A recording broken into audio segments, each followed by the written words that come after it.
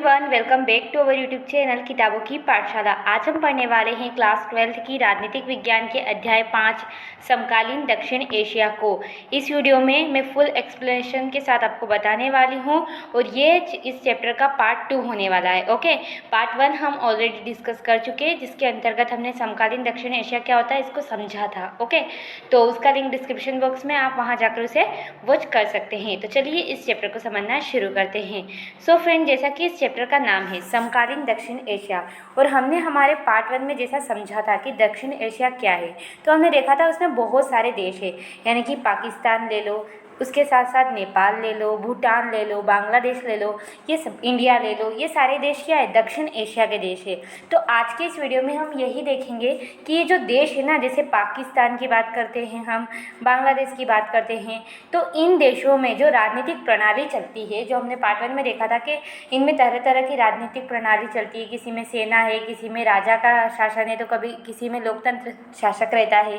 तो आज हम डिटेल से ये देखेंगे कि पाकिस्तान और बांग्लादेश में किस तरीके का शासन है, किस तरीके की राजनीतिक प्रणाली है, ये देश किस तरीके के पॉलिटिकल सिस्टम से चलता है। तो आज के इस वीडियो में हम बेसिकली दो देशों को, पाकिस्तान और बांग्लादेश को कवर करेंगे, और जो बाकी के देश है, नेपाल, भूटान, श्रीलंका, इनको हम आगे के पार्ट्स में, यानी कि अपना जो पार्ट 3 बनेगा और 4 बनेगा, उनमें कवर करेंगे। ओके, तो आज हम बेसिकली पाकिस्तान और बांग्लादेश के बारे में पढ़ने वाले हैं कि वहाँ की राजनीतिक प्रणाली कैसी होती है। तो देखो, पाकिस्तान में सेना और लोकतंत्र, यानी कि पाकिस्तान की जो राजनीतिक प्रणाली है ना, वहाँ सैनिक शासन भी होता है, सेना भी होती है और लोकतंत्र भी होता है, दोनों चीज़ें होती है। कैसे, देखो, आप सबको पता है पाकिस्तान भी जब भारत आज़ाद हुआ उसी टाइम पर पाकिस्तान बना। तो पाकिस्तान में पहले संविधान के बनने के बाद, जब पाकिस्तान का संविधान बना, तो वहाँ की जो शासन की बागडोर थी ना, वो जनरल अयूब खान ने अपने हाथों में ले ली। अब एक बात ध्यान रखना, पूरे वीडियो में जहाँ जहाँ पर जर्नल शब्द आए ना, समझ जाना कि सेना का जो कोई व्यक्ति था उसने शासन किया। तो यहाँ पर भी शुरुआत में जर्नल जो था, यानी कि सेना का कोई लोग था, यानी कि अयूब खान था, उसने हाथों में अपनी बागडोर ले ली पाकिस्तान की, और उसने क्या कर लिया, ये बताने के लिए कि मैं लोकतांत्रिक तरीके से हूँ, अपना निर्वाचन भी करवा लिया और खुद ने ही करवा लिया। तो कौन बने पाकिस्तान में सबसे पहले, पाकिस्तान की डोर किसने संभाली, अयूब खान ने, और वो जनरल थे, यानी कि सैनिक थे।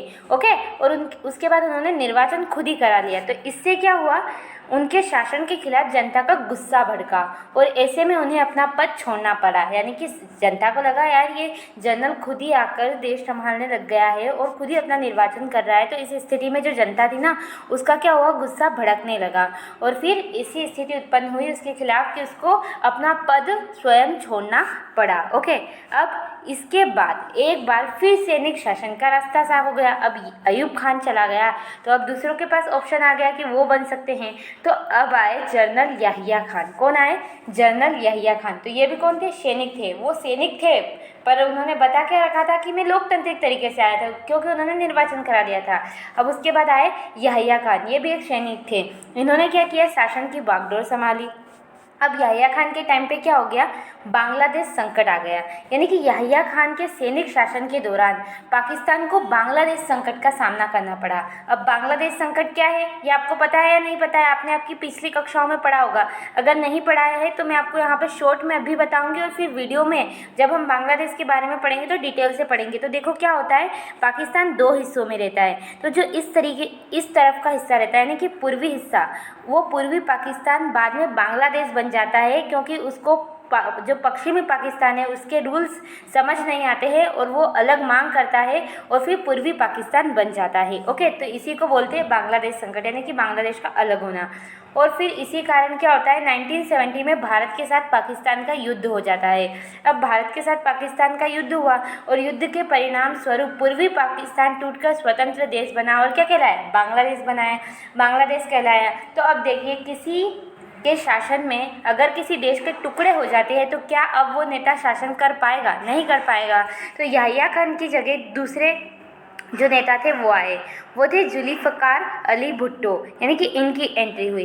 अब ये जो शासन थे ना, इन्होंने निर्वाचित तरीके की सरकार बनाई, यानी कि पाकिस्तान में जुल्फ़िकार अली भुट्टो ने के नेतृत्व में एक निर्वाचित, यानी कि लोगों ने वोट दिए, जनता ने वोट दिए, लोकतंत्र के माध्यम से सरकार बनी। और इसीलिए जो ये सरकार थी ना, ये बहुत लंबे समय तक, यानी कि 1971 से 1977 तक क्या रही, कायम रही, यानी कि बहुत लंबे समय तक ये सरकार चली। अब जैसे ही ये सरकार चली, ओके, तो 1997 के आते आते जो जनरल जिया उल हक थे, उन्होंने इस सरकार को क्या कर दिया, गिरा दिया। यानी कि जो 1977 में जनरल याहूब थे वो आए और उन्होंने इस सरकार को क्या कर दिया, गिरा दिया, जो कि निर्वाचित सरकार थी। और जनरल समझ गए, वापस सैनिक शासन आ गया। ओके, अब जनरल जियाउल हक आए, जो कि क्या थे, सैनिक शासन थे, तो वापस पाकिस्तान में क्या हो गया, सैनिक शासन आ गया। जुल्फ़िकार अली भुट्टो के टाइम पे लोकतंत्र शासन था, फिर सैनिक शासन आ गया, तो लोग दुखी हो गए और लोगों ने 1982 के बाद जनरल जिया उल हक को लोकतंत्र समर्थक आंदोलन का सामना करना पड़ा। यानी कि लोगों ने लोकतंत्र समर्थक से जुड़ा एक आंदोलन कर दिया और ये सैनिक शासन से बना था, तो फिर इसको जाना पड़ा, यानी कि जनरल जिया उल हक चले गए। अब उसके बाद 1988 में एक बार फिर बेनज़ीर भुट्टो के नेतृत्व में लोकतांत्रिक सरकार बनी, फिर एक बार सरकार बनी बेनज़ीर भुट्टो के नेतृत्व में लोकतांत्रिक, और उसके बाद 1919 से लोकतांत्रिक तरीके से व्यवस्था कायम रही। यानी कि बीच में 1990 और 2008 के बाद आज तक पाकिस्तान में वापस सैनिक शासन नहीं आया है, पूरा का पूरा लोकतांत्रिक शासन ही चल रहा है। बस एक बार बीच में 1990 और 2008 के बीच में एक बार सैनिक शासन आ गया था। तो ये चीज़ हम क्यों पढ़ रहे हैं कि कभी पाकिस्तान में सैनिक शासन आ रहा है तो कभी पाकिस्तान में लोकतांत्रिक शासन आ रहा है, और ये नेता आके, कोई जनरल आके ये सारे शासन संभाल रहे हैं, देश को चला रहे हैं। तो ये चीज़ हम क्यों पढ़ रहे हैं, ये हमें इसलिए बताई जा रही है कि हम ये समझें कि पाकिस्तान में केवल और केवल लोकतंत्र शासन ही नहीं चलता है, वहाँ पर सैनिक शासन भी होता है। सेना के जो लोग होते हैं वो भी आकर शासन करने लग जाते हैं। ओके, तो अब यहाँ से एक क्वेश्चन बन के ये आता है, मेन समस्या ये है कि ऐसे क्या कारण है कि पाकिस्तान जो है ना, वहाँ पर सैनिक शासन की बजाय लोकतंत्र जो शासन है वो मजबूत नहीं हो पा रहा है। यानी कि लोकतांत्रिक जो शासन है वो ही क्यों स्थायी नहीं हो पा रहा है। बार बार सेना की क्या ज़रूरत है, जब सेना का काम देश की बाहरी सुरक्षा करना है और जो लोकतांत्रिक तरीके से सरकार बनती है उसका काम है देश को चलाना, तो फिर बार बार सैनिक शासन क्यों आ जाता है। यानी कि लोकतंत्र वहाँ पर क्यों बहाल नहीं हो रहा है, क्यों मजबूत नहीं है। तो यही यहाँ से क्वेश्चन आता है। अभी जो मैंने आपको एक एक करके बताया ना कि पहले ये नेता आए, ये इनसे क्वेश्चन नहीं आएगा, इनसे MCQ आ सकते हैं, आपके मल्टीपल चॉइस क्वेश्चन आ सकते हैं 1 मार्क्स के, पर जो लेंथी क्वेश्चन है ना वो ये आएगा, जैसे कि पाकिस्तान में लोकतंत्र के स्थायी ना हो पाने के कारण ये पूछा जाएगा आपसे कि ऐसे क्या कारण है कि पाकिस्तान में अभी तक लोकतंत्र स्थायी नहीं हो पाया, ऐसी क्या चीज़ें हैं। तो देखो, सबसे पहला कारण है वहाँ का खुद का सैनिक शासन। सही बात है, लोकतंत्र सबसे पहला कारण तो वहाँ की सेना ही है, वो क्यों शासन करती है। तो देखो, पाकिस्तान की मुख्य अड़चन जो है ना वो वहाँ की सैनिक शासन है। सैनिक शासन जो है ना, वहाँ के सेना समर्थक समूह ज़्यादा मजबूत है, यानी कि जो सेना को समर्थन देने वाले जो समूह है वो बहुत ज़्यादा मजबूत है। अब यह समूह जो होते हैं ये अक्सर दलीलें देते हैं कि सिर्फ आपके राजनीतिक दलों पर लोकतंत्र में खोट है। यानी कि ये जो सेना के समर्थन करने वाले लोग होते हैं ये कहते हैं कि जो राजनीतिक दल है और जो लोकतंत्र है पाकिस्तान का, उसमें क्या है, खोट है, इसलिए वहाँ पर जो लोकतंत्र है वो स्थायी नहीं रह पाता है। तो पहला कारण क्या है, सैनिक शासन, खुद सेना। उसके बाद दूसरा, भारत पाक संबंध। आप सबको पता है भारत और इंडिया के संबंध ये कैसे है। देखो, भारत और पाकिस्तान के मध्य सदैव तनातनी बनी रहती है, यानी कि हर टाइम पर भारत और जो पाकिस्तान इसमें संघर्ष तनाव की स्थिति बनी रहती है, जिससे वहाँ की जनता सैनिक शासन को महत्व देती है, ना कि लोकतंत्र को। अब कंडीशन ही ऐसी रहती है, मान लो कब के सेना की ज़रूरत पड़ जाए, तो इसीलिए वहाँ की जो जनता रहती है, ऐसे बहुत कम जनता है जो सेना को सपोर्ट करती है, सैनिक शासन को सपोर्ट करती है, बट फिर भी वहाँ की कुछ जनता ऐसा मानती है कि वो सैनिक शासन को महत्व देती है, जिसके कारण क्या हो रहा है, लोकतंत्र वहाँ पर स्थायी नहीं हो पा रहा है। तो पहला कारण हमने देखा सैनिक शासन और दूसरा देखा भारत पाक संबंध। ओके, अब चलिए अब बढ़ते हैं तीसरे कारण की तरफ। तो तीसरा कारण है भूस्वामी तथा धर्मगुरु। अब जो पाकिस्तान है ना वहाँ पर बहुत बड़े बड़े भूस्वामी कितने, जिनके पास बहुत ज़्यादा ज़मीनें होती है। धर्मगुरु जो धर्म के गुरु होते हैं, धर्म का मार्ग दिखाने वाले। अब ये कैसे समस्या है पाकिस्तान में लोकतंत्र कायम न होने की? तो देखो क्या होता है, पाकिस्तान में धर्म गुरु तथा भूस्वामी व अभिजनों का दबदबा कायम है।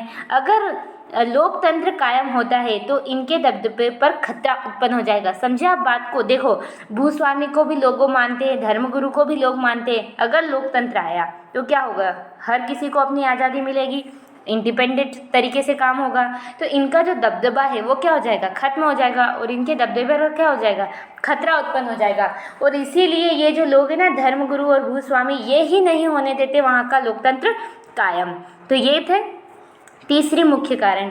चौथा कारण है आतंकवाद। अब आतंकवाद देखो, आप सबको पता है पाकिस्तान और आतंकवाद का नाम साथ साथ में ही लिया जाता है। पाकिस्तान में लोकतंत्र कायम न होने का एक मुख्य कारण आतंकवाद है। अतः राजनीतिक दल व लोकतंत्र आतंकवाद के कारण क्या होते हैं, असुरक्षित होते हैं। और वहाँ आपको पता है पाकिस्तान आतंकवाद को, पाकिस्तानी जो सैन्य शासन है वो कितना सपोर्ट करता है। ओके, तो इसीलिए वहाँ की जो राजनीतिक और लोकतंत्र है वो उसको आतंकवाद से खतरा है, और इसी कारण वहाँ पर लोकतंत्र कायम नहीं हो पाता है। और पांचवा कारण है अंतर्राष्ट्रीय समर्थन ना होना, यानी कि पाकिस्तान को कोई भी समर्थन नहीं मिल रहा है कि वहाँ पर लोकतंत्र कायम हो। पाकिस्तान में लोकतंत्र बहाल कराने के लिए कोई भी अंतर्राष्ट्रीय समर्थन नहीं मिलता, जिस कारण भी पाकिस्तान में लोकतंत्र स्थापित नहीं हो पाया है। ओके, तो ये 5 कारण थे जो हमने एक एक करके देखे। सबसे पहला कारण हमने देखा कि सेना खुद वहाँ की जो है वो पहला कारण है। दूसरा हमने देखा कि वहाँ पर जो हमारे भारत और पाक के संबंध है वो इस तरीके से है कि वहाँ पर लोकतंत्र कायम नहीं हो पा रहा है। उसके बाद हमने तीसरा देखा भूस्वामी और धर्मगुरु, चौथा आतंकवाद, और पांचवा अंतर्राष्ट्रीय समर्थन ना मिल पाना, किसको, पाकिस्तान को। ओके, तो ये 5 कारण थे।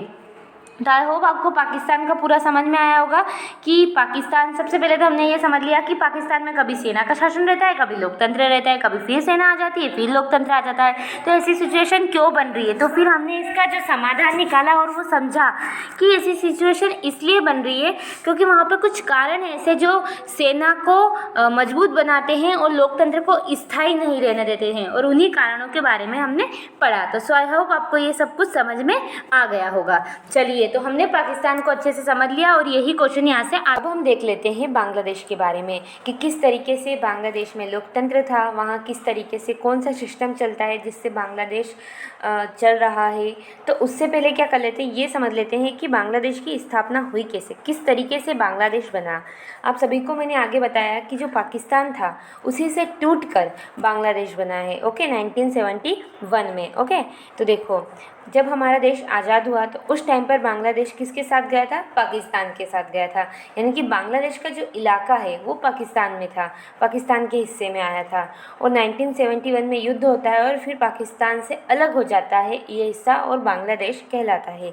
अब आप देखो मैप में, जो ये हिस्सा है यहाँ पर, इसे कहते हैं बांग्लादेश। ओके, ये पहले क्या था, पाकिस्तान था 1947 के बाद, और उसके पहले इंडिया में मिला हुआ था। तो ये जो हिस्सा था इधर का पाकिस्तान, इसे कहते थे पश्चिमी पाकिस्तान, और इसे कहते थे पूर्वी पाकिस्तान। तो ये दोनों हिस्से किसके हिस्से में आए थे, पाकिस्तान के हिस्से में आए थे। अब आपको ये तो पता होगा कि जब अंग्रेजी राज था, इंडिया पर अंग्रेज़ों का राज था, उस टाइम पर बंगाल और असम के विभाजित हिस्सों से पूर्वी पाकिस्तान का ये क्षेत्र बना था। यानी कि यहाँ पर कौन कौन से राज्य है, अभी आपको पता है बंगाल और असम राज्य है, तो उन्हीं के हिस्सों से, उनके आधे हिस्सों से ही तो बांग्लादेश बनेगा, उनके पास है। तो इससे क्या होता है कि जो बांग्लादेश के लोग होते हैं, ओके, उन पर है ना बंगाली संस्कृति रहती है, बंगाली भाषा बोलते हैं, वो बंगाली संस्कृति का प्रयोग करते हैं। पर जो मैंने अभी आपको पश्चिमी पाकिस्तान बताया ना, वो इन लोगों पर दबदबा बनाते हैं। जब ये हम आज़ाद हो जाते हैं और पूर्वी और पश्चिमी पाकिस्तान बनता है, तो उस टाइम पर जो पश्चिमी पाकिस्तान के लोग हैं वो इन पर दबदबा बनाते हैं कि आप उर्दू भाषा का प्रयोग करो, उर्दू भाषा को इन पर लादने की कोशिश करते हैं। तो ऐसी स्थिति में क्या हो जाता है, इस दुर्व्यवहार के कारण जो ये बंगाली संस्कृति और भाषा को मान रहे थे, ये इनके खिलाफ विरोध जताना शुरू करते हैं। ये कहते हैं कि अब हम इस हिस्से के हैं, हमें बंगाली संस्कृति और उस भाषा का प्रयोग करने का ज्ञान है, और यही हमारी संस्कृति है, तो हम जबरन उर्दू भाषा का प्रयोग क्यों करें। तो इनको ये चीज़ अच्छी नहीं लगती है, और ये क्या कर लेते हैं, पश्चिमी पाकिस्तान के खिलाफ यहाँ पर क्या हो जाता है, आंदोलन शुरू हो जाता है। इसका विरोध शुरू हो जाता है और जन संघर्ष होने लगता है। इस जन संघर्ष का नेतृत्व शेख मुजीबुर्रहमान रहमान करते हैं। ओके, एक नेता आते हैं जो इस बात को लोगों के सामने रखने, अच्छे से एक सुव्यवस्थित ढंग से लोगों के सामने रखने का प्रयास करते हैं। तो वहाँ से क्या हो जाता है, जन संघर्ष शुरू हो जाता है। और ये जो नेता होते हैं ये मांग करते हैं अपनी स्वायत्तता की, कि भाई आप हमें स्वायत्तता दे दो, आप अपने हिसाब से अपने नियम फॉलो करो, हमें अलग देश दे दो, हम हमारी बंगाली संस्कृति और भाषा को फॉलो करेंगे। पर जो पाकिस्तान होता है, पूर्वी पाकिस्तान, वो इस बात को नहीं मानता है। तो फिर क्या होता है कि ये शेख मुजीबुर्रहमान रहमान चुनाव करवाते हैं। ये एक पार्टी से जुड़े होते हैं, उस पार्टी का नाम है अवामी लीग। तो ये एक चुनाव होता है, उनके नेतृत्व में अवामी लीग पार्टी का चुनाव होता है। और इतना गजब चुनाव होता है कि 1970 के चुनाव में पूरी पाकिस्तान की सारी सीटों पर विजय मिलती है। यानी कि पाकिस्तान की जितनी भी सीटें थी उन पर कौन जीत जाता है, शेख मुजीबुर्रहमान रहमान। अब ये जीत गए और यही बोल रहे थे कि भाई हमें हमारा अलग से देश दे दो। तो इस स्थिति में क्या हो जाता है, जो पश्चिमी पाकिस्तान की सरकार होती है ना, वो शेख मुजीब को गिरफ्तार करवा लेती है। अब उनके पास कोई ऑप्शन नहीं होता है, क्योंकि जनता किसके साथ है, शेख मुजीबुर्रहमान के साथ है। तो जो पश्चिमी पाकिस्तान के बड़े बड़े नेता हैं वो शेख मुजीब को गिरफ्तार करवा लेते हैं। अब जैसे ही गिरफ्तार करवाते हैं, पूर्वी पाकिस्तान में क्या हो जाता है, आंदोलन शुरू हो जाता है। सही है, जो व्यक्ति हमारा नेतृत्व कर रहा था, अगर कोई उसे गिरफ्तार करेगा तो आंदोलन तो भड़केगा ही सही। तो इससे पूर्वी पाकिस्तान में आंदोलन शुरू हो जाता है। तो अभी तक मैंने आपको क्या बताया, पूर्वी और पश्चिमी पाकिस्तान दो अलग अलग हिस्से थे, पर दोनों पाकिस्तान के अंतर्गत थे। इन पर बंगाली संस्कृति का प्रभाव था और ये तो उर्दू संस्कृति से थे ही सही। तो इनका ये कहना था कि आप भी उर्दू फॉलो करो, पर इन्होंने इस बात को ना बोल दिया कि भाई हमारी जो संस्कृति शुरू से हम वही फॉलो करेंगे। तो इसके लिए यहाँ पर आंदोलन शुरू हुए, संघर्ष शुरू हुए कि नहीं, हम हमारी संस्कृति ही फॉलो करेंगे। और इस संघर्ष का नेतृत्व किया शेख मुजीबुर्रहमान ने। जब वो नेतृत्व करते हैं और मांग करते हैं, तो उस स्थिति में वो, जब ये लोग मना कर देते हैं कि नहीं, हाँ आपको उर्दू को फॉलो करना ही पड़ेगा, हम अलग देश नहीं बना सकते, तो उस कंडीशन में चुनाव होता है। इतना अच्छा चुनाव होता है कि सारी सीटों पर शेख मुजीबुर्रहमान जीत जाते हैं। और इनकी ये जीत पश्चिमी पाकिस्तान के नेताओं से नहीं देखी जाती है और ये शेख मुजीब को गिरफ्तार कर लेते हैं, जिससे क्या हो जाता है, अब पूर्वी पाकिस्तान के जो इलाके थे वहाँ पर आंदोलन शुरू हो जाता है।